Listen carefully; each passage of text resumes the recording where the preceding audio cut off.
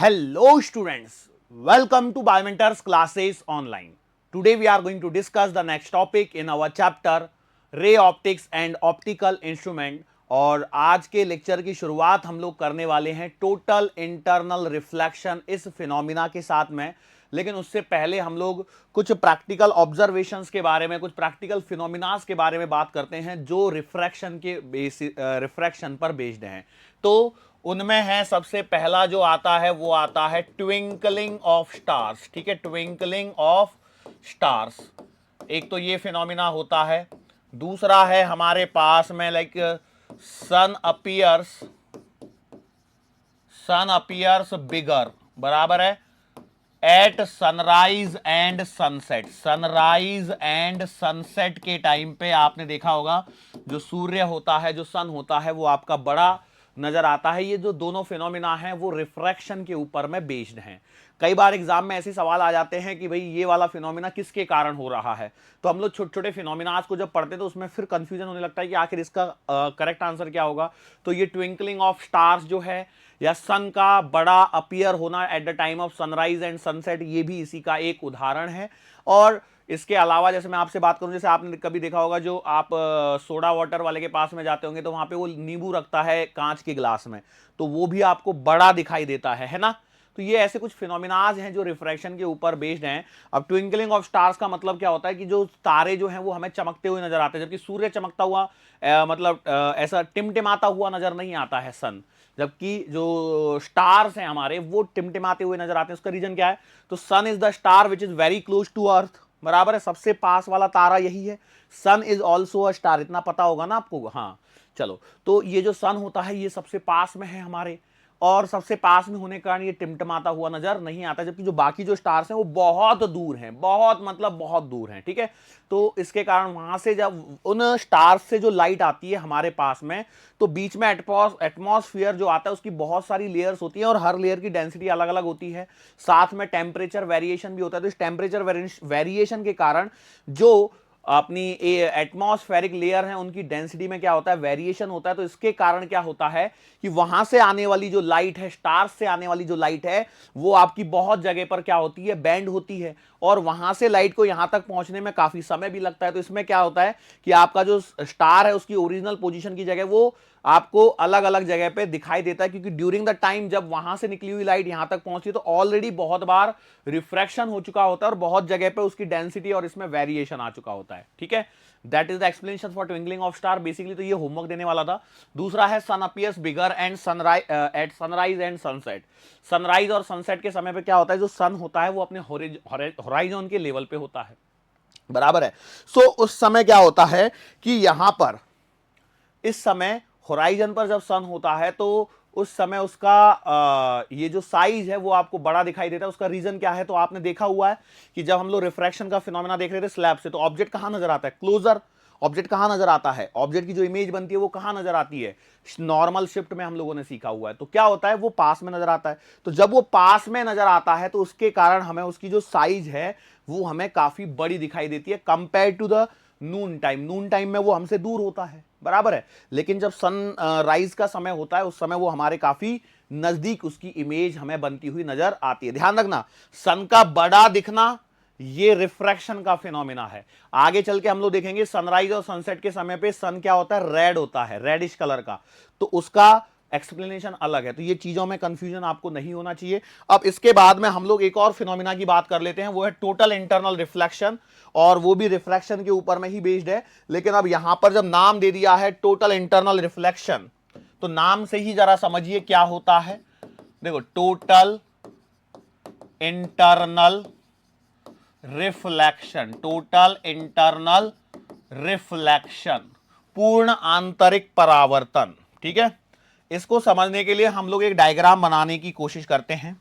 ये हमारे पास में यहां पर एक डायग्राम बनाया गया है। ठीक है, ये एक स्लैब है, ठीक है, ये एक मीडिया है, ऊपर में आपका एयर है और यहां पर कोई तो भी एक मीडियम प्रेजेंट है जिसका रिफ्रैक्टिव इंडेक्स म्यू है। ठीक है, मान के चलो यदि कहीं यहां पर आपका एक ऑब्जेक्ट रखा होता, ठीक है, इस जगह पर एक ऑब्जेक्ट होता, यहां से सनलाइट यहां जाती और ये रिफ्रैक्शन के कारण मुड़ेगी, इतना तो तय है, यस और नो। भाई देखो यहां पर हम लोगों ने यदि नॉर्मल ड्रॉ किया तो इसके लिए क्या होगा कि भैया ये आपका एंगल ऑफ इंसिडेंस आई हो जाएगा, I1 मान लो, और इसके लिए ये क्या हो जाएगा, R1 हो जाएगा। इफ जैसे जैसे हम लोग एंगल ऑफ इंसिडेंस को इंक्रीज करते जाते हैं, जैसे जैसे एंगल ऑफ इंसिडेंस को हम लोग इंक्रीज करते जाते हैं, वैसे वैसे क्या होगा, एंगल ऑफ रिफ्रैक्शन क्या होगा, इंक्रीज होगा। इसका मतलब यह है कि ये जो लाइट है it will move more away from the normal, normal से और ज्यादा दूर जाएगी। तो नॉर्मल से और ज्यादा दूर यदि जाती है तो मान के चलो कहीं एक सिचुएशन ऐसी आती है भैया यहां पर एक ऑब्जेक्ट है तो और ज्यादा दूर जाएगी, और ज्यादा दूर जाएगी मतलब क्या होगा कि भैया एक सिचुएशन आपको ऐसी भी मिलेगी जब ये लाइट यहां पर पैरेलल टू द सरफेस हो जाएगी। ठीक है, सो ये जो सिचुएशन है आपकी, ये कौन सी वाली सिचुएशन है, ये आप रिकॉल कर पा रहे होंगे, तो this is the angle IC, और ये एंगल आपका 90 डिग्री क्रिटिकल एंगल, बराबर है। अब मैं क्या करता हूं, मान के चलो आपके पास में कोई लाइट रे इस क्रिटिकल एंगल से भी ज्यादा एंगल पर आती है, क्रिटिकल एंगल से भी ज्यादा एंगल पर यदि यहां पर आती है तो क्या होगा बताए। देखो this is the angle of incidence i, this is the angle of incidence i, और ये जो आई है अभी यदि ग्रेटर देन आईसी है तो भैया आपकी लाइट रे और ज्यादा क्या होगी, रिफ्रैक्ट होगी। अब और ज्यादा रिफ्रैक्ट होगी तो उसके पास क्या क्या ऑप्शन बचता है कि भैया वो मुड़ के वापस से इसी मीडियम में लौट के आ जाए। सो मैंने क्या बोला, जब कभी भी आपका जो एंगल ऑफ इंसिडेंस है i which is greater than i c, critical angle से बड़ा है, तो आपकी जो लाइट रे है वो वापस से उसी मीडियम में लौट जाती है। मतलब रिफ्रैक्शन के बजाय अब यहां पर आपको रिफ्लेक्शन का फिनोमिना देखने को मिल रहा है, और इसे हम लोग कहते हैं टोटल इंटरनल रिफ्लेक्शन। देखो ध्यान रखना, टोटल इंटरनल रिफ्लेक्शन में क्या होता है कि भैया नीचे एक आपके पास में डेंसर मीडियम होता है और रेयरर मीडियम ऊपर होता है। इसका मतलब यह है कि आपका जो ऑब्जेक्ट है ये कह सकते हैं आप डेंसर मीडियम में, और ऑब्जर्वर जो है वो आपका रेयरर मीडियम में से चीजों को ऑब्जर्व कर रहा था।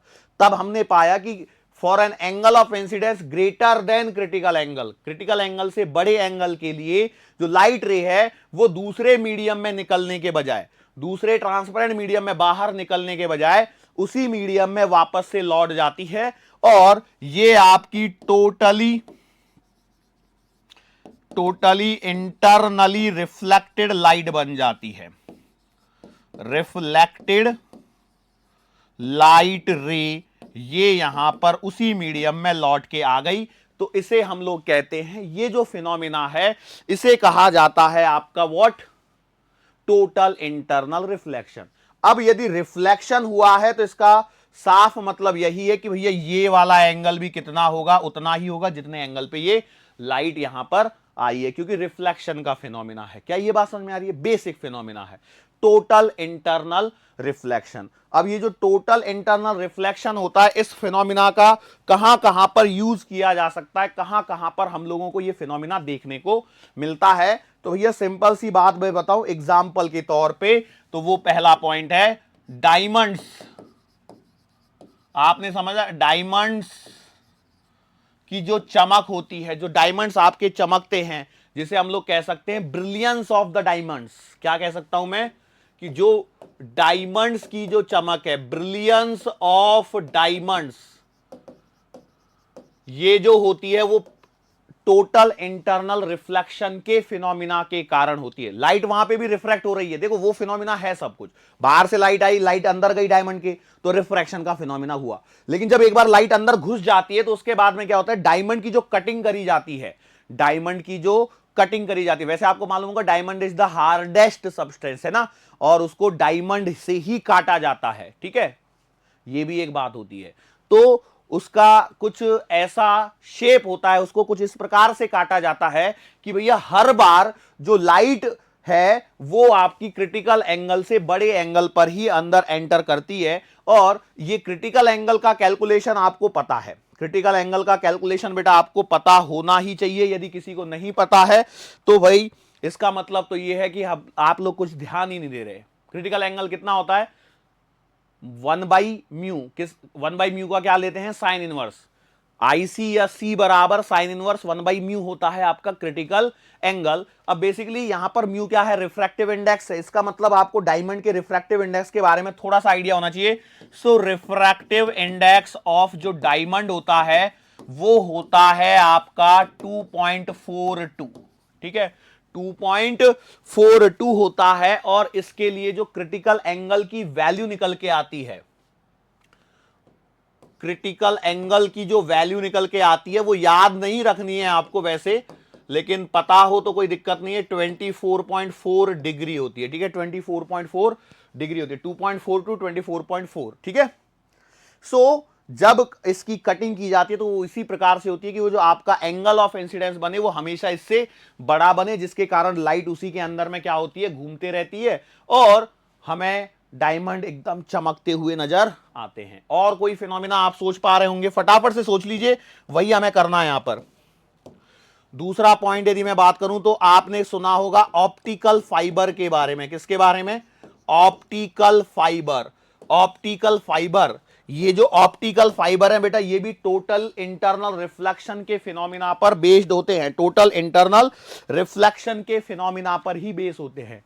इसके अंदर में क्या होता है, देखो यदि आपने देखा होगा तो अंदर में ग्लास का ये होता है, ग्लास होता है, कांच होता है, ठीक है।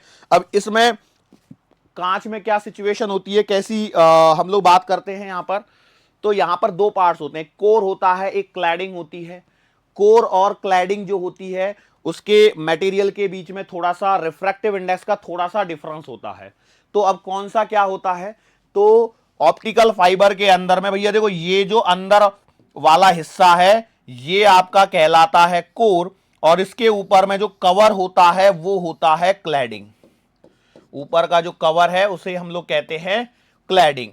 अब सिंस यहां पर टोटल इंटरनल रिफ्लेक्शन करवाना है, इसका मतलब म्यू ऑफ कोर जो होगा वो greater than mu of cladding होना चाहिए। देखो ये कॉमन सेंस वाले क्वेश्चन है। हाँ, कितना होगा क्या होगा वो यदि आपको याद नहीं है तो कोई दिक्कत नहीं है, वो हमसे एग्जाम में जनरली नहीं पूछे जाते हैं।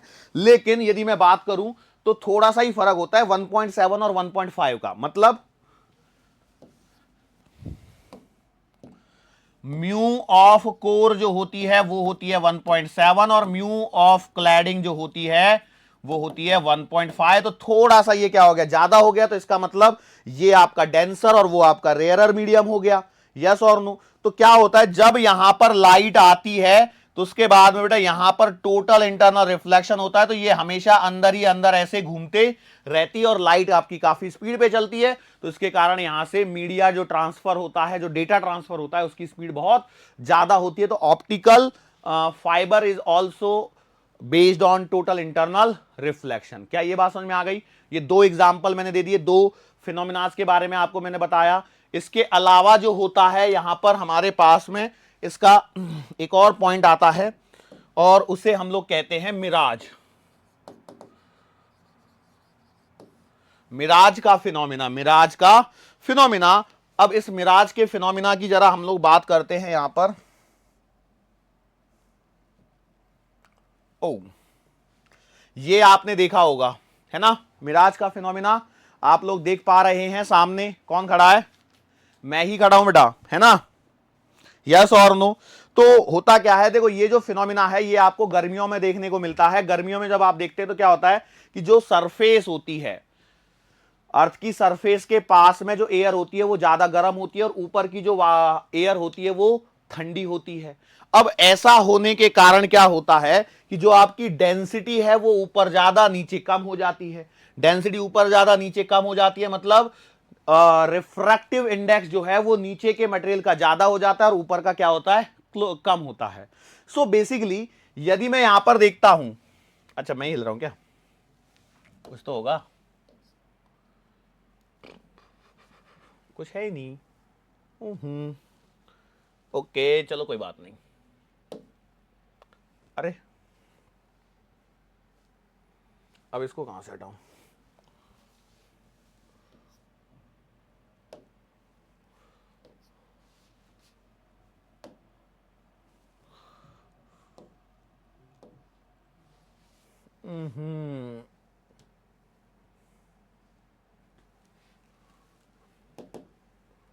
सही है, आ गई क्या? यस, आ चुकी है। अरे यार फिर से मैंने वही गलती कर दी।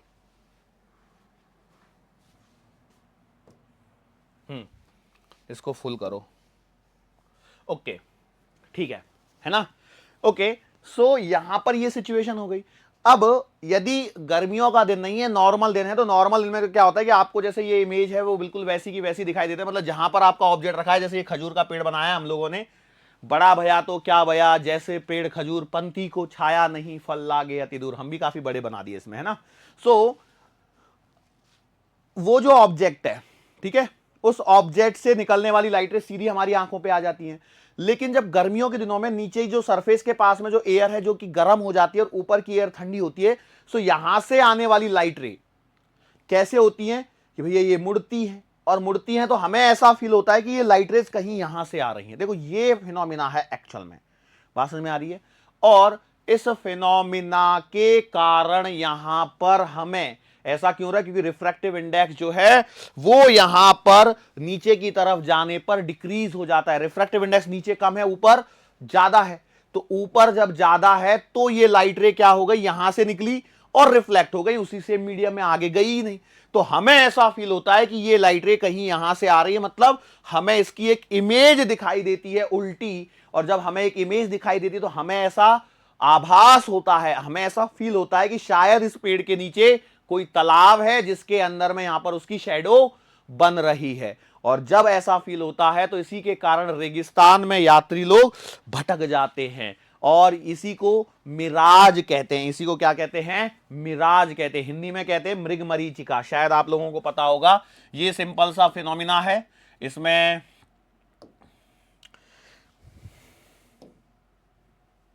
पहुंच गए क्या अपनी जगह पे? मिराज लिखा है क्या यहां? ओके, सो ये है बेटा मिराज का फिनोमिना जो हमारे पास में यहां पर होता है। टोटल इंटरनल रिफ्लेक्शन का ही ये भी एक पार्ट है, ठीक है? श्योर है? आगे बढ़ेंगे हम लोग। अभी देखो हम लोगों को यहां से आगे जो बढ़ना है उसमें हमारे पास में एक इंपॉर्टेंट फिनोमिना आता है, वो है डिस्पर्शन ऑफ लाइट। सो देखो मेरा अभी कोशिश मैं बताता हूं, मेरी कोशिश क्या है। अब देखो मैं आपको कुछ चीजें बता देता हूं। अभी हम लोग यहां पर लिख रहे हैं, हेडिंग डाल रहे हैं, dispersion of light. Dispersion of light, okay.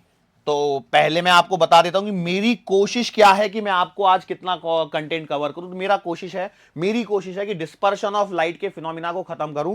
Dispersion of light का जो फिनोमिना है वो प्रिज्म के बेसिस पर सीखा जाता है, और यदि प्रिज्म के बेसिस पर सीखा जा रहा है तो मेरा मतलब, मेरी कोशिश रहेगी कि मैं प्रिज्म के फॉर्मूले को डिराइव कर दूं, आपके पास में प्रिज्म से रिलेटेड सारी चीजों को कवर कर दूं, ताकि अगला आने वाला जो लेक्चर है वो सिर्फ और सिर्फ न्यूमेरिकल बेस्ड बचा रहे, सिर्फ और सिर्फ न्यूमेरिकल, उसके अलावा उसमें कुछ भी ना रहे। Is it clear to you?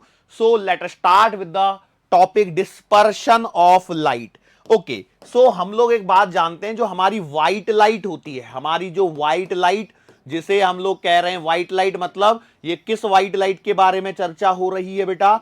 ये हो रही है सनलाइट के बारे में, जो सूर्य से आने वाली जो रोशनी है उस सनलाइट के बारे में चर्चा यहां पर हो रही है। दिस सनलाइट क्या होती है बेटा? ये विबग्योर होती है, यस और नो?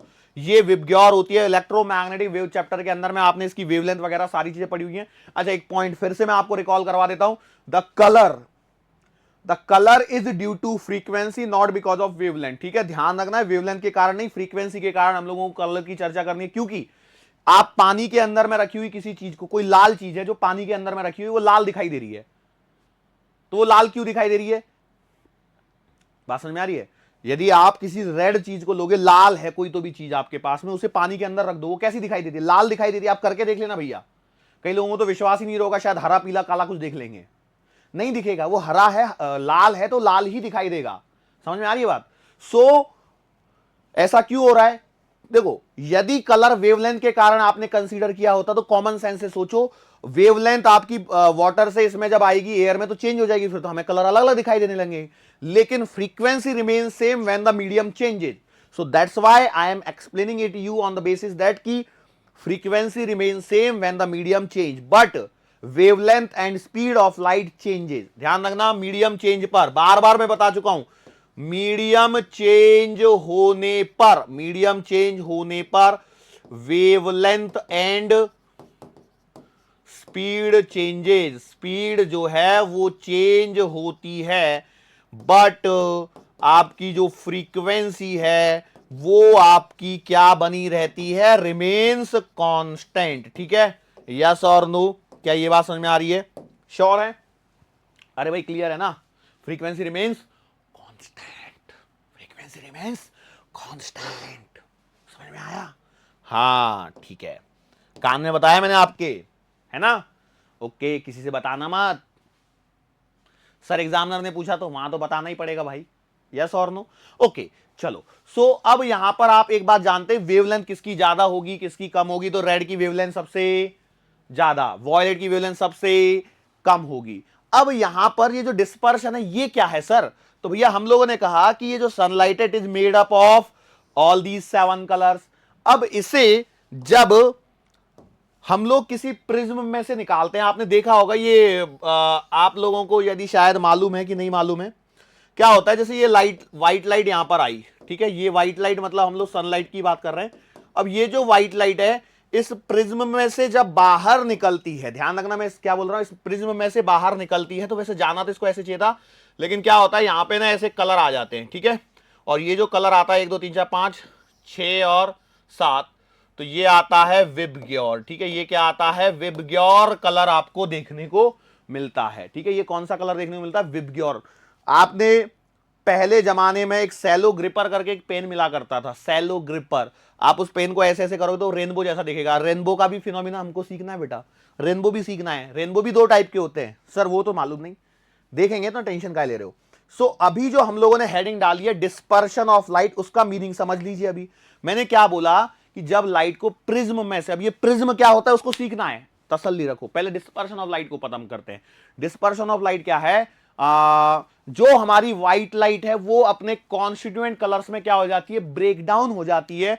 इस फिनोमिना को हम लोग कहते हैं डिस्पर्शन ऑफ लाइट। क्या कहते हैं बेटा, डिस्पर्शन ऑफ लाइट। तो हम लोग कह सकते हैं the separation of white light, the separation of white light into its constituent colors, the separation of white light into its constituent color is called as dispersion of light। इसे कहा जाता है dispersion of light. Hindi medium मैं समझा रहा हूं, इसकी हिंदी मुझे भी याद नहीं आ रही अभी।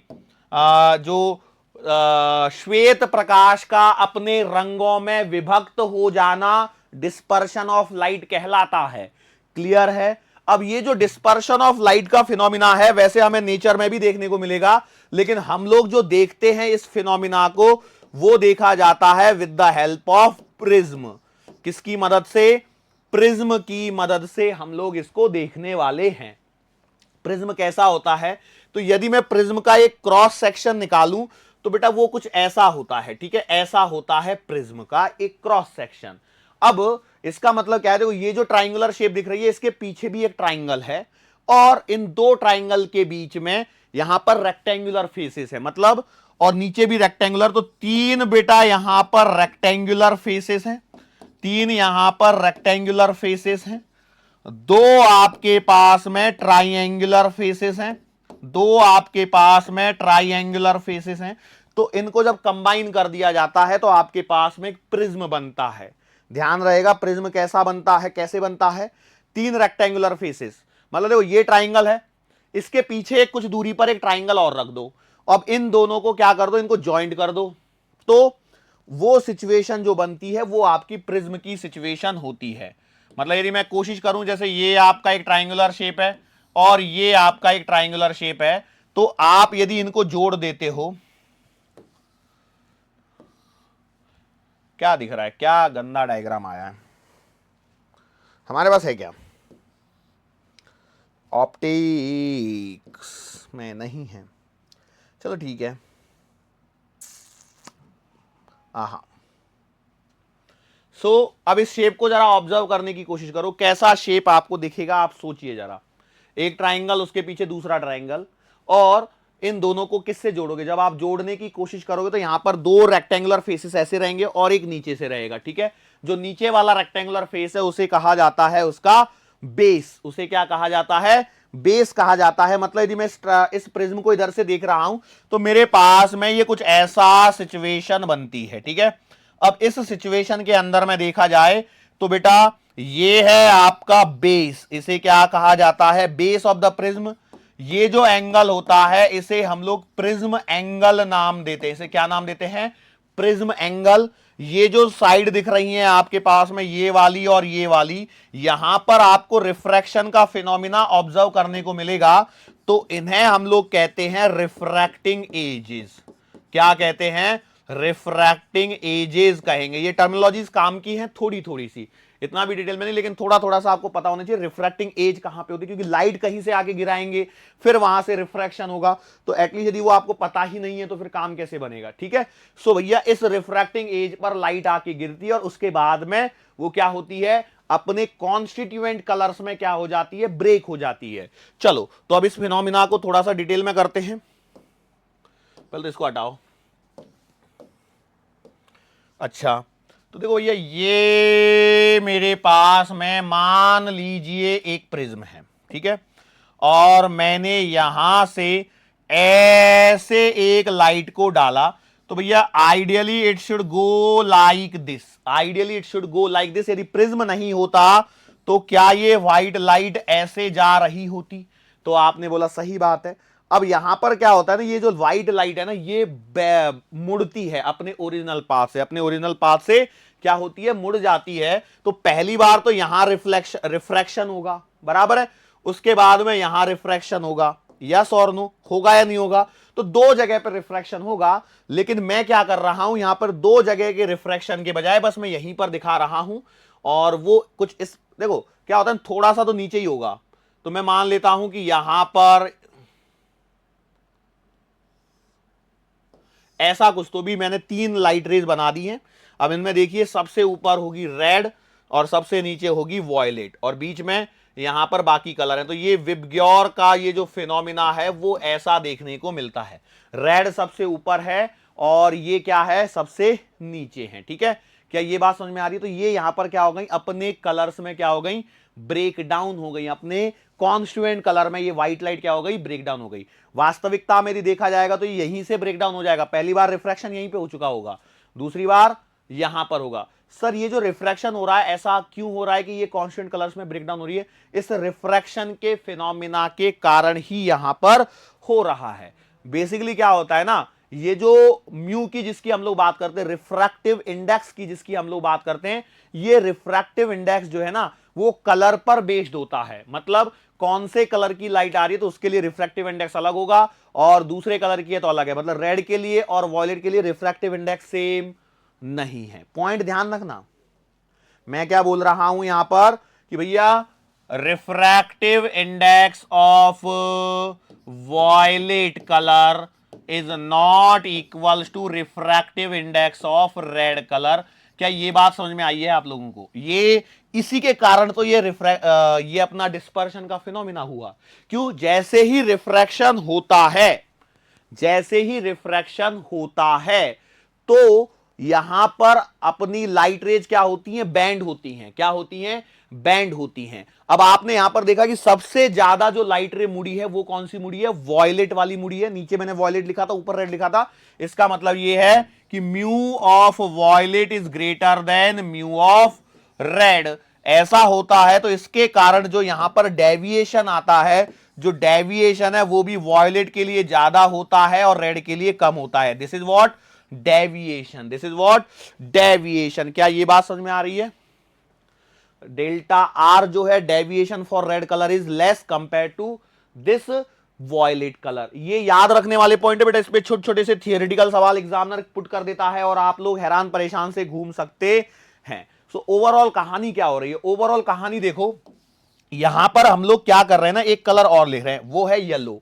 येलो कलर जो होता है ना, येलो कलर, इस येलो कलर की बात यह है कि इसे बेटा मीन कलर भी कहा जाता है। मीन कलर का मतलब समझ में आ रहा है? जो सेंटर में आ रहा है इस स्पेक्ट्रम के, इस स्पेक्ट्रम का मतलब क्या है, वो जो सारे कलर्स को हम लोग एक साथ मिला देते थे इसे क्या कहते हैं, स्पेक्ट्रम कहते हैं। ठीक है, वर्ड्स आ रहे हैं, देखो आज के लेक्चर में काफी कुछ चीजें सुनने लायक है, लिखने लायक चीजें कम है, हालांकि कुछ पॉइंट्स हैं जो आपको लिखने पड़ेंगे। तो मैंने क्या बोला कि भैया प्रैक्टिकली ये ऑब्जर्व किया गया कि जो रिफ्रैक्टिव इंडेक्स होता है वॉयलेट का वो सबसे ज्यादा होता है, और येलो बीच में हमको लेना है, और ये आपका रेड।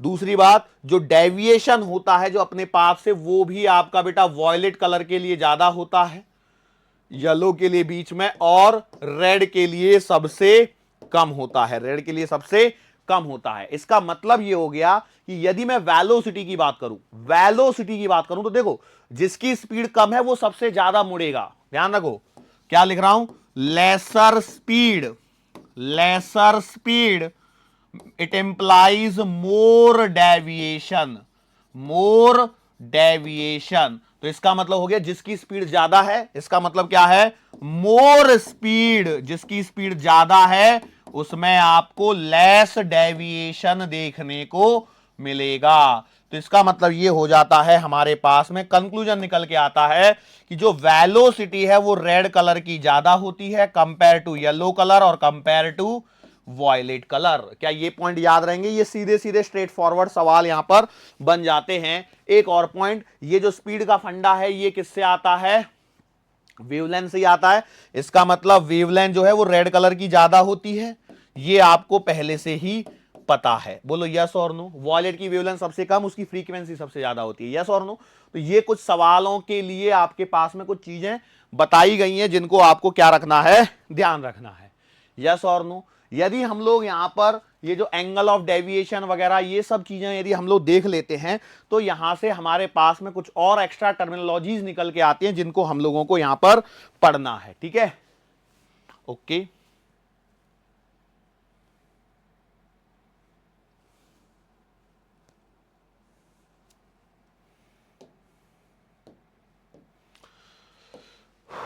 तो अब हम लोग बात करते हैं यहां पर प्रिज्म फॉर्मूला के लिए। किसके लिए बात करते हैं, प्रिज्म के फॉर्मूले के लिए हम लोग यहां पर थोड़ा सा डिस्कशन कर लेते हैं।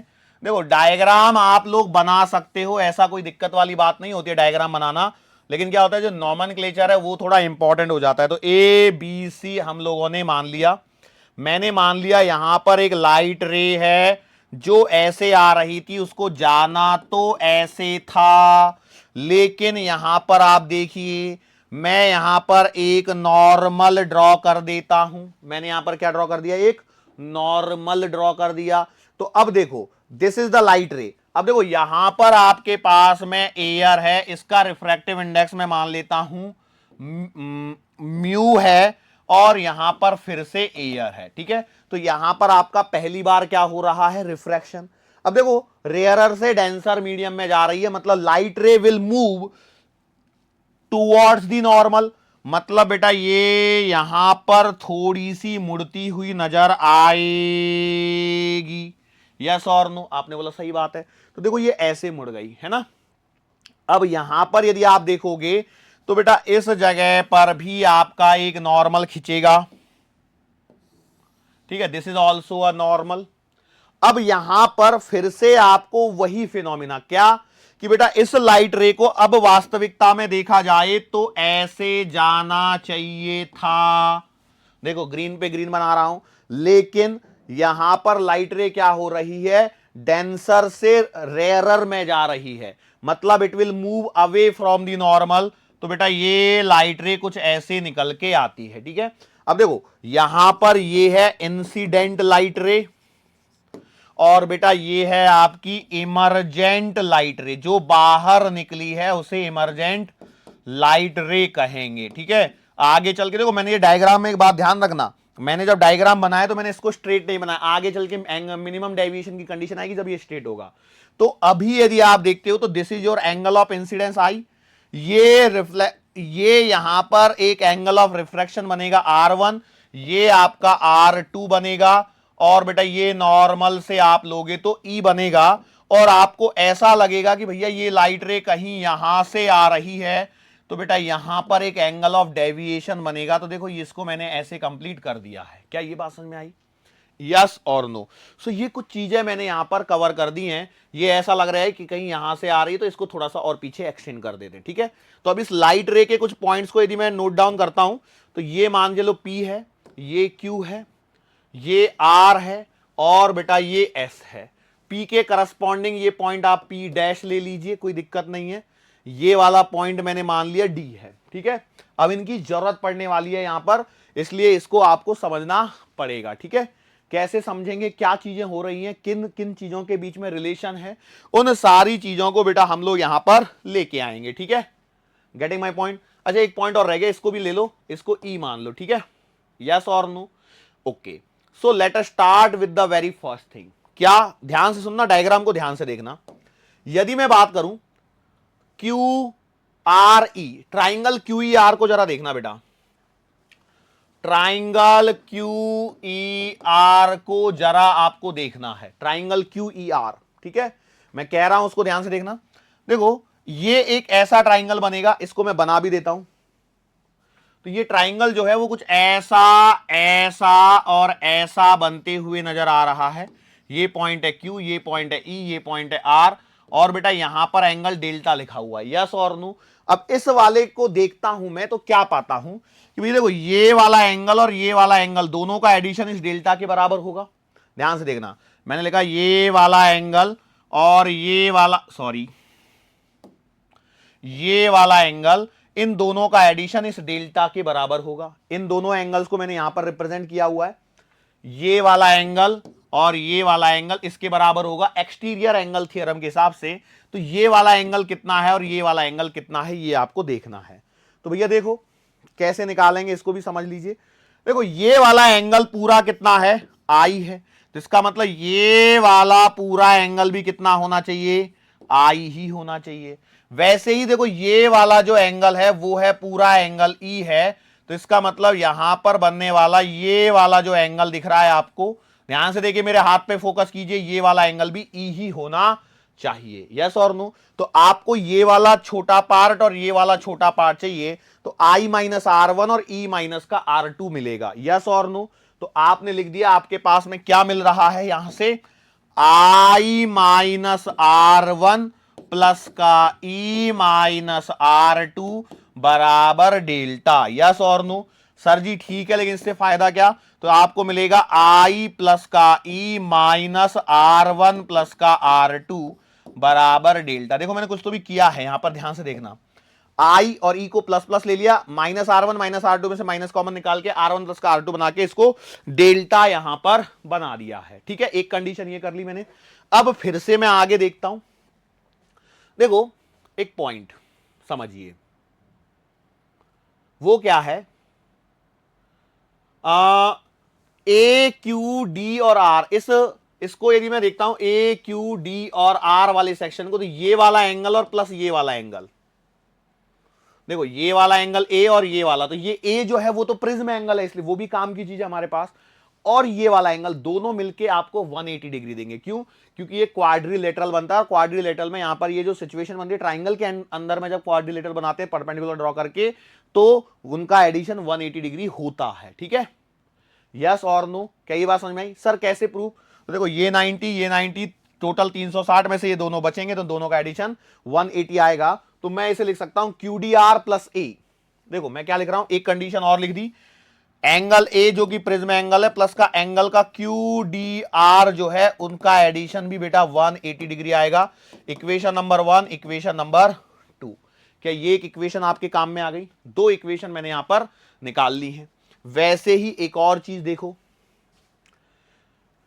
इस वाले ट्राइंगल को देखना, ट्राइंगल क्यूडीआर को, ट्राइंगल क्यूडीआर को जरा देखिए, ये बराबर ये R1, ये R2 और बेटा ये पॉइंट D है, ये Q है और ये R है। तो बोलो क्या लिख सकते हो आप लोग? लिख सकते हो यहां पर R1 प्लस का R2 प्लस का एंगल QDR बराबर 180। यस और नो? तो आपने बोला सही बात है सर, इससे कहना क्या चाहते हो? तो बेटा इसको इक्वेशन नंबर 3 मान लो। अब देखो इक्वेशन नंबर 2 और 3 को कंपेयर करो, दोनों का मतलब तो 180 है ना, है या नहीं है? ये भी 180 है, वो भी 180 है। इसका मतलब ये और ये वाली साइड सेम हो जाएंगी। सो आई कैन राइट कि भैया from equation number 2 and 3 I can write A plus का एंगल क्यू डी आर बराबर R1 प्लस का R2 प्लस का एंगल क्यू डी आर। तो इसका मतलब ये हो गया कि भैया R1 प्लस का R2 जो है वो आपको A के बराबर मिल रहा है इक्वेशन नंबर 4। बोलो समझ में आया क्या? R1 प्लस का R2 जो है वो आपको A के बराबर मिल रहा है। सर इसका फायदा कुछ नहीं, इसको उठा के इक्वेशन नंबर 1 में डाल दो। So you will be getting I plus का E माइनस का A बराबर delta. So you are getting I plus E बराबर A प्लस का डेल्टा। इस पे आपके फॉर्मूले सवाल बनेंगे, लिख देता हूं I प्लस का E बराबर A प्लस का डेल्टा। ये आपका काम का फॉर्मूला हो गया है।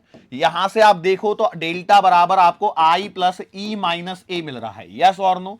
तो यहां पर एक पॉइंट आपको समझ में आना चाहिए। वो पॉइंट क्या है?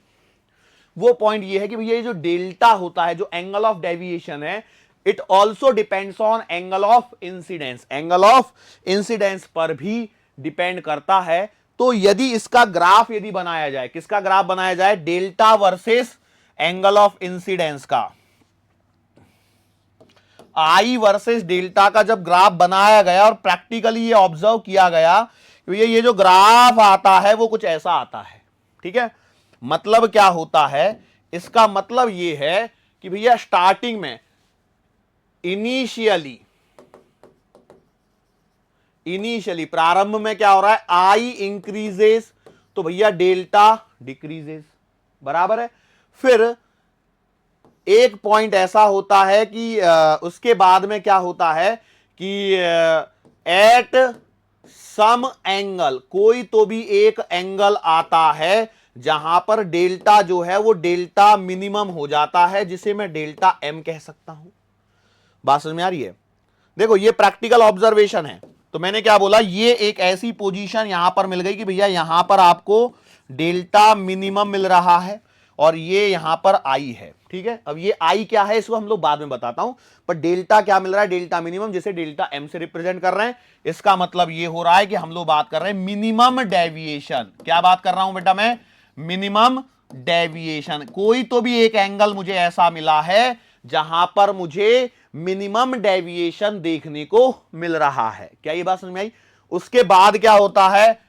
आफ्टर दिस, इसके बाद में फिर से क्या हुआ? आई तो आपका इंक्रीज हो रहा है, तो आपका डेल्टा क्या हो रहा है? इंक्रीज हो रहा है।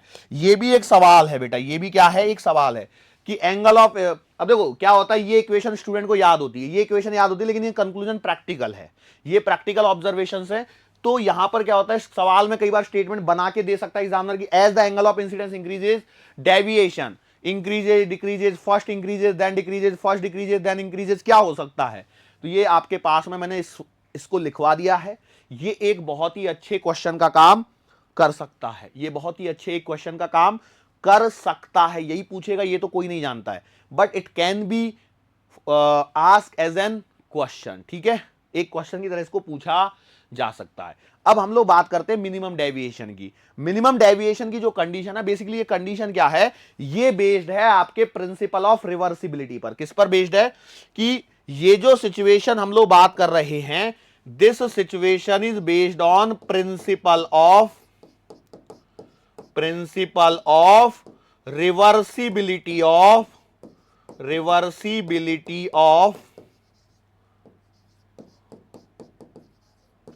Light. Principle of reversibility of light ये क्या कहता है? ये कहता है principle of reversibility of light का फंडा कि भैया हम लोग जब प्रैक्टिकली ऑब्जर्व करते हैं तो हमने पाया कि ये आपका एक प्रिज्म है, इसमें एक पर्टिकुलर एंगल ऑफ इंसिडेंट पर, ये आपका एंगल ऑफ इंसिडेंस आई आया, इस पर बेटा ये ऐसा हो जाता है, और इसको जाना तो ऐसे था ना, और यहां पर ये ऐसे निकल के आता है, सिचुएशन ऐसा डेल्टा एम वाली बनती है, और यहां पर है आपका नॉर्मल, मैंने ड्रॉ नहीं किया, ये नॉर्मल। ठीक है, ये एक नॉर्मल हो गया, ये एक नॉर्मल हो गया, तो नॉर्मल से एंगल लेंगे तो ये आपका एंगल ऑफ इमर्जेंस आ गया। ठीक है, और कुछ रह गया क्या? हाँ, ये आपका R1 और ये है आपका R2 और देखो ये सिचुएशन है। अब समझिए क्या है, principle of reversibility of light, ये है आपका पी क्यू आर और एस। यहां से लाइट गई, यहां पहुंची और यहां से बाहर निकली। मतलब एक सिचुएशन ऐसी आती है कि एट आई बराबर ई, मतलब एक बार ऐसी सिचुएशन मिलती है जहां पर angle of incidence is equals to angle of emergence. ध्यान सुनना, एंगल ऑफ, सुनने वाली बात है इसलिए मैं बोल रहा हूं, angle of incidence is equals to angle of emergent. Angle of incidence is equals to angle of emergent. इस एंगल पर क्या होता है कि भैया इधर से लाइट आई इस आई एंगल पे, यहां पर ई पे बाहर निकली, मतलब ये दोनों एंगल सेम है। यदि इधर से लाइट भेजूंगा तो ये वापस से अपने पाथ को क्या कर लेती है, ट्रेस कर लेती है। और जब ऐसा होता है तो जो प्रिज्म के अंदर में जो लाइट होती है, यदि मैं इसे प्रिज्म एंगल ए बोल दूं और ये आपका पॉइंट बी सी है, तो ये वाला जो सेक्शन है, ये लाइट का जो सेक्शन है, it becomes parallel to the base of the prism. ये वाला जो सेक्शन है जो प्रिज्म के अंदर की जो लाइट है, that becomes parallel to the base of the prism. लिखते चलना है, ये बात है बेटा, मैं बोल रहा हूं, आप स्लो करिए, पॉज करिए और वापस लिख लीजिए। क्या बोल रहे हैं कि भैया angle of incidence equal to angle of emergent पर लाइट रे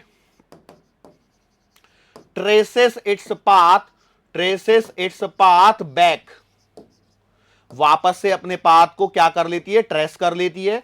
also light ray inside prism, light ray inside prism is parallel to the base, parallel to the base. ये जो है, ये है आपका प्रिंसिपल ऑफ रिवर्सिबिलिटी। और इस सिचुएशन में जो आपको एंगल ऑफ डेविएशन मिलता है वो आपका मिनिमम हो जाता है, वो आपका क्या हो जाता है, मिनिमम डेविएशन यहां पर मिलता है। मतलब यहां पर डेल्टा जो है वो डेल्टा एम हो जाता है। तो अब हम लोगों को इस मिनिमम डेविएशन की कंडीशन को ही आगे बढ़ाना है। सो लेट अस मूव फर्दर। मतलब हम लोग क्या कह रहे हैं यहां पर, समझिए, यदि हमारे पास में I बराबर E है, सो इट इंप्लाइज डेल्टा जो है वो डेल्टा M के बराबर होता है। ये क्या हो गया, ये ओके, इसको मिटाओ, इसको मिटाओ, हाँ ठीक है, ये पॉइंट याद रहेगा।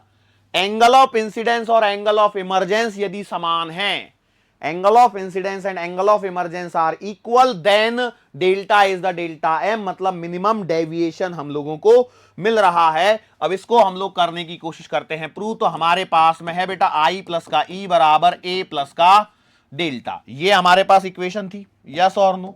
मैं बोला सही बात है। अब जरा ध्यान से देखिए, as per the condition, as per the condition देखो, आई प्लस का ई बराबर डेल्टा, सॉरी आई बराबर ई है। मतलब यहां पर हम लोग क्या कह रहे हैं कि भैया आई बराबर ई है। दूसरा हमें क्या मिल रहा है, R1 बराबर R2 बराबर मिल रहा है R, मतलब वो एंगल क्या हो जाता है, दोनों की दोनों एंगल्स क्या हो जाते हैं, सेम हो जाते हैं। तो हम लोग कुछ कंडीशंस के बारे में बात करते हैं। तो वो कंडीशंस क्या हैं, देखिए, यदि मैं इसको यहां पर पुट करता हूं तो आई प्लस का आई बराबर मुझे मिलता है ए प्लस का डेल्टा एम, यस और नो। तो बेटा आई बराबर मुझे मिल जाता है ए प्लस का delta M divided by 2, yes और नो। ओके ठीक है, और क्या कंडीशन हो गई, सर ये क्यों निकाल रहे हैं, तो बेटा इसका देखो प्रिज्म फॉर्मूले में काम आने वाला है, इसलिए चल रहा है ये सब। क्यों, प्रिज्म फॉर्मूला मतलब क्या, रिफ्रैक्शन, रिफ्रैक्शन मतलब साइन आई अपॉन साइन आर बराबर साइन आई प्लस साइन आई अपॉन साइन आर बराबर म्यू, वहां पर हमें इसका काम लेना है। तो अब देखिए ये हो गया। अब एक और रिलेशन, इस वाले रिलेशन से, इस वाले रिलेशन से क्या निकाल सकता हूं मैं जानता हूं R1 प्लस का R2 बराबर A है, so I can say R plus का R बराबर A। सो भैया हमारे पास में मिल जाएगा R बराबर A बाई 2, यस और नो। ये एक सिचुएशन मिल गई। अब आपको यूज करना है स्नेल्स लॉ।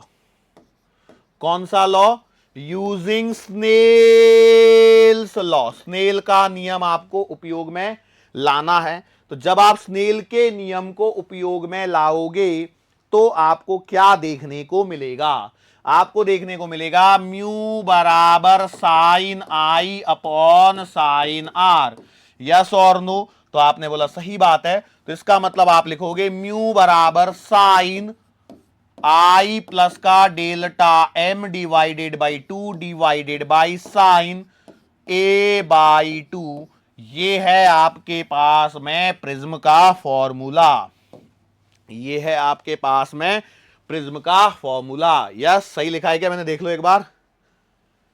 ओ सॉरी बेटा, आई कैसे आ जाएगा, यहां पे आएगा ए प्लस का डेल्टा एम, आई तो पहले से ही था ना, ए प्लस का delta M divide by two whole divided by sine A by two. ये है आपका प्रिज्म फॉर्मूला, और इसमें कोई एंगल स्मॉल वगैरह नहीं है। लेकिन यदि हम लोग बात करें कि भैया ये जो प्रिज्म एंगल है यदि ये छोटा हो जाए, मैंने बोला कि यदि if refracting angle of prism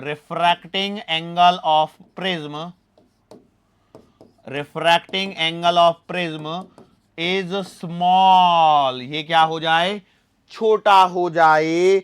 यदि ये छोटा हो जाएगा तो आपके पास में सारी कहानी यहां पर बदलने लगेगी। मतलब क्या हो जाएगा भैया, कोई भी एंगल छोटा हो जाएगा तो मतलब साइन थीटा को थीटा लिख सकते हैं। मतलब यहां पर क्या हो जाएगा कि जो आपका साइन ए बाई टू है ये आपका बन जाएगा ए बाई टू, और साथ ही साथ में साइन ए प्लस का delta M divided by two जो है वो बन जाएगा ए प्लस का delta M divided by two. तो इस कहानी को अब आपको आगे बढ़ाना है, ठीक है। तो अब आपके पास में क्या बनेगा बताओ फटाफट से। You will be writing mu बराबर ए प्लस का delta M divided by two whole divided by A by two. Yes और नो, कैंसल करो, 2 से 2 कटेगा। So you will be writing mu बराबर ए प्लस का delta M divided by A, cross multiply करेंगे तो आपको मिलेगा म्यू ए बराबर ए प्लस का डेल्टा एम, और ये जो डेल्टा एम आएगा वो आएगा म्यू ए माइनस का ए। और यहां पर आप देखेंगे डेल्टा एम का बहुत ही प्यारा सा फॉर्मूला ए म्यू माइनस का 1 मिल रहा है, ठीक है। फॉर्मूले को मैं वापस लिख रहा हूं एक बार और आपकी तसल्ली के लिए, डेरिवेशन तो कर दिया मैंने। डेल्टा एम बराबर ए म्यू माइनस का 1, म्यू क्या है बेटा, रिफ्रैक्टिव इंडेक्स ऑफ प्रिज्म, ए क्या है, रिफ्रैक्टिंग एंगल ऑफ प्रिज्म। क्या ये बात समझ में आई? This is the condition for minimum deviation. तो ये मिनिमम डेविएशन के लिए मिल रहा है। अब सिंप्लिसिटी के लिए याद कैसे रखेंगे, याद रखने के लिए डेल्टा एम को भूल जाओ, हम लोग इसे डेल्टा मान लेते हैं, तो डेल्टा आ जाएगा ए म्यू माइनस का 1, ठीक है। ये याद रखने के लिए कर रहा हूं बस। यहां पर एक टर्मिनोलॉजी आ रही है, यदि आपने ध्यान से देखा हो, म्यू माइनस का 1, ये जो म्यू माइनस 1 होता है इसे कहा जाता है रिफ्रैक्टिविटी ऑफ द प्रिज्म। इसे क्या कहा जाता है, रिफ्रैक्टिविटी। इस पे भी डायरेक्ट सवाल बनाया जा सकता है, रिफ्रैक्टिविटी ऑफ प्रिज्म। बात समझ में आ रही है? इसे क्या कहते हैं, एक टर्मिनोलॉजी यूज की गई है म्यू माइनस 1 को हटा के, ठीक है। जैसे हम लोग ससेप्टिबिलिटी आपने पढ़ा होगा, यस और नो, म्यू प्लस 1 करते ही नहीं करते, बिल्कुल वैसे ही यहां पर वर्ड यूज किया गया रिफ्रैक्टिविटी ऑफ द प्रिज्म, ठीक है। इस पे सवाल यदि बनाना है तो डायरेक्टली बनाएगा, अदरवाइज आपको उसको टेंशन लेने की जरूरत नहीं है। अब मेनली एक बात बताऊं, रिफ्रैक्टिविटी ऑफ प्रिज्म ऐसा कहने की बजाय आपको कहना चाहिए refractivity of material of the prism. किसका है वो, मटेरियल की यहां पर वो बात कर रहा है। एग्जैक्ट वे में यदि मैं यहां पर कोशिश करूं आपको डिटेल में एक्सप्लेन करने की, क्या ये बात समझ में आ रही है? Are you sure enough? Okay, चलो। तो मैंने यहां पर एक फॉर्मूला ले दिया आपके पास में, डेल्टा का फॉर्मूला आ गया, और वो फॉर्मूला क्या आया है, ए म्यू माइनस का 1, ए म्यू माइनस का 1। ये आपको एक फॉर्मूला आया है डेविएशन का। ये किसका फॉर्मूला आया है, डेविएशन का। क्या ये फॉर्मूला आपके दिमाग में क्लियर है? Are you sure enough? देखो, मुझे लग रहा था कि मैं प्रिज्म को आज पूरा खत्म कर दूंगा, लेकिन देखो अभी यहां पे ना बहुत सारी चीजें रह गई। डिस्पर्सिव पावर एक टर्मिनोलॉजी रह गई, एंगुलर डिस्पर्शन रह गया, फिर आपका एक्रोमेटिक कॉम्बिनेशन रह गया, फिर आपका रेनबो का कॉन्सेप्ट रह गया, स्कैटरिंग ऑफ लाइट रह गई, मतलब काफी कॉन्सेप्ट रह गए। तो मुझे लगता नहीं है कि आज के लेक्चर में मैं उन्हें कवर कर पाऊंगा, क्योंकि ऑलरेडी अपना जो लेक्चर का जो ड्यूरेशन है वहां तक हम लोग पहुंच चुके हैं। एक्चुअली क्या है, मैंने शुरुआत में मिराज पे थोड़ा सा टाइम ज्यादा खर्च कर लिया है ना। चलो कोई बात नहीं, देखो कभी कभी ये सब चीजें होती हैं। अब बेसिकली देखो, मेरी कोशिश ये थी कि आज के लेक्चर में उन सब चीजों को खत्म कर दूं ताकि मैं अगला लेक्चर पूरा न्यूमेरिकल बेस्ड ले सकूं। और न्यूमेरिकल बेस्ड लेक्चर लेने का फायदा मुझे ये होता था कि यहां तक जितना पढ़ाया है वहां तक के सारे न्यूमेरिकल्स आपके एक बार में कवर हो जाते थे। ये सारा प्रिज्म वगैरह से रिलेटेड ही सिर्फ न्यूमेरिकल होता है, मतलब रिफ्रैक्शन से रिलेटेड न्यूमेरिकल। हालांकि मैंने डेप्थ वगैरह से रिलेटेड तो न्यूमेरिकल मैंने साथ में ही करवाए आपको, है ना, तो वो दिक्कत नहीं थी। लेकिन एक पूरा लेक्चर अभी आपको न्यूमेरिकल का जो जल्दी मिल सकता था वो थोड़ा सा क्या हो गया, डिले हो गया। मतलब लेक्चर नंबर 9 की जगह वो लेक्चर नंबर 10 में चला गया। हालांकि इसमें बहुत सारी डेरिवेशंस वगैरह हैं, छोटे छोटे से डेरिवेशन है, छोटे छोटे से पॉइंट हैं, थियोरेटिकल पॉइंट हैं। और उसके बाद में हमारा मतलब मैं कोशिश करने की, अब मेरी कोशिश ये रहेगी कि एक छोटा लेक्चर जिसमें थियरी और अगला एक लेक्चर जिसमें न्यूमेरिकल्स हो उनको कवर किया जाए। यस और नो, ठीक है। सो बेटा आज के लेक्चर को हम लोग यहीं पे रोक लेते हैं, मुलाकात फिर से करेंगे आने वाले अगले लेक्चर के दरमियान। सो तब तक के लिए धन्यवाद।